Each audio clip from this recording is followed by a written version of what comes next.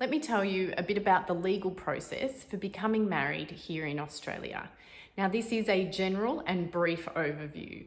Everybody's situation is different, and you may require different steps and processes as part of your situation.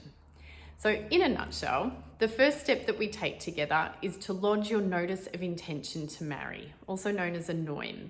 Now, your NOIM has to be lodged with me, your celebrant, at least a calendar month prior to your wedding day or your ceremony day.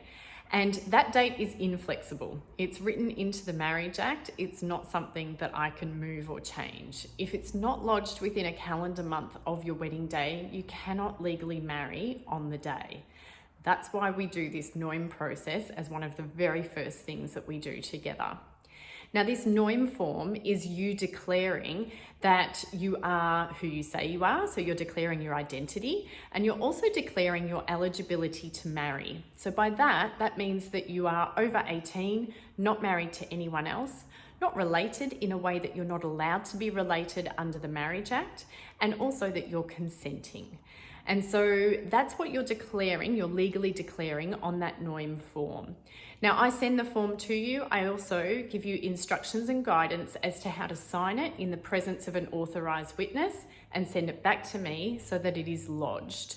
And once it's lodged within that calendar month, or I should say outside of that calendar month, before your wedding day, then you are good to be married. So then the next form we do is actually on the day of your ceremony. And this one is called the Declaration of No Legal Impediment to Marriage. And what you're declaring on this form is that you haven't changed your identity or your eligibility to marry in between the date that you lodged your notice of intention to marry and the actual day that you're getting married. So we pop a signature on that before your ceremony.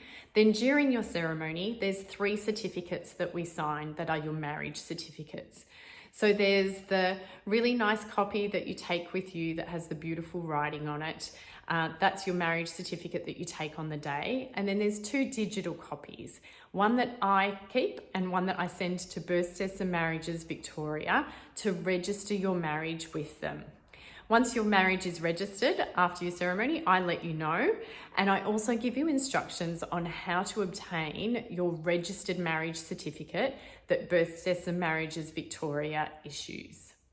The other thing as part of the process is that I must check your identity. So I also need to cite either your passport or birth certificate and driver's license. And that is the whole process of becoming legally married here in Australia.